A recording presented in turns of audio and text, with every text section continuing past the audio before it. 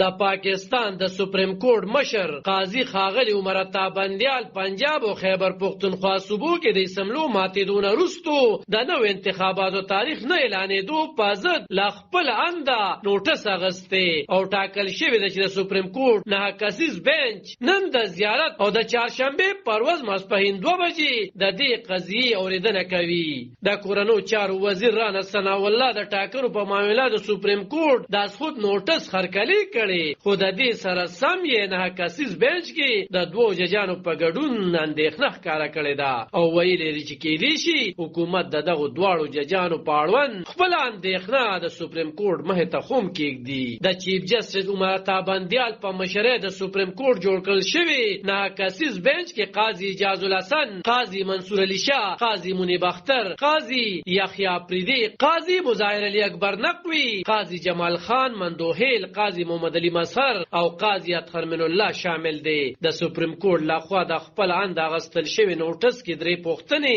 راولاړې کړل شوې دي چې د اسمبلی ماتېدونه وروسته د ټاکنو نیټه ورکول د چا ذمہواري ده. د ټاکنو د نیټې ورکولو آئینی واک کله او څنګه استعمالي دي شي او د عامو ټاکنو په اړه د وفاق او ثبوت ذمہواري څه ده. د پنجاب صوبې اسمبلی په 14مه نیټه او د خیبر پختونخوا اسمبلی په 18 جنوري ماته کړل شوې ده چې له هغې راپدې خو الیکشن کمیشن د نوو ټاکنو لپاره نیټه نه دی اعلان کړې. د آئین د 242 مادې په اساس د اسمبلی ماتېدو صورت کې په 3 میاشتو یا 90 ورځو کې دننه نوې ټاکنې کول ضروري دي. خو د پاکستان د ټول ټاکنو کمیشن وایي چې دوی ته د ټاکنو لپاره نه حکومت پیسې ورکوي، نه پوج او پولیس ځواکونه ورکوي او نه هم عدالت خپل مامورین ورکوي، ځکه یې تر اوسه د ټاکنو نیټه نه دی اعلان کړې. د پاکستان صدر ریپلوي په روانه هفته کې د آئینی اختیار لمحې په خپل هغه ته ترلاسه آئینی اختیار لمحې په 9 اپریل پنجاب او خیبر پختونخوا کې د صوبایي اسمبلی لپاره د انتخاباتو اعلان کړی دی. په 14مه فروری د پاکستان سپریم کورټ 2 ججانو اجاز الحسن او مظاهر علي اکبر نقوی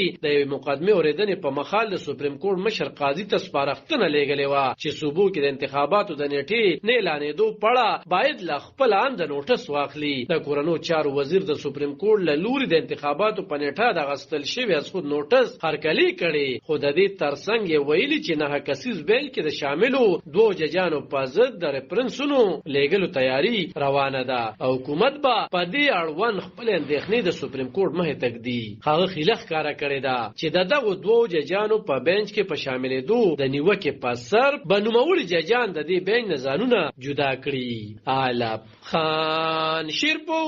دلبر نیوز 400 د پاکستان